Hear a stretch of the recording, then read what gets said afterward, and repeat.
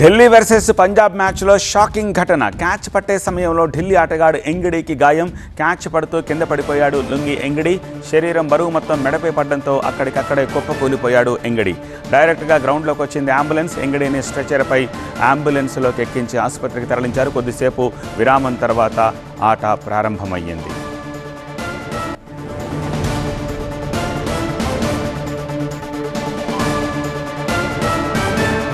Catch పట్టే సమయంలో ఢిల్లీ ఆటగాడు లుంగి ఎంగిడికి గాయమైంది. క్యాచ్ పడుతూ కింద పడిపోయాడు ఎంగిడి. శరీరం బరువు మొత్తం మెడపై పడిపోవడంతో మెడ ఇబ్బందితో కుప్పకూలిపోయాడు ఎంగిడి. తర్వాత లేవలేకపోయాడు. డైరెక్ట్గా గ్రౌండ్లోకి అంబులెన్స్ వచ్చింది. ఎంగిడిని స్ట్రెచర్పై అంబులెన్స్లోకి ఎక్కించి ఆసుపత్రికి తరలించారు. కొద్దిసేపు విరామం తర్వాత ఆట తిరిగి ప్రారంభమైంది.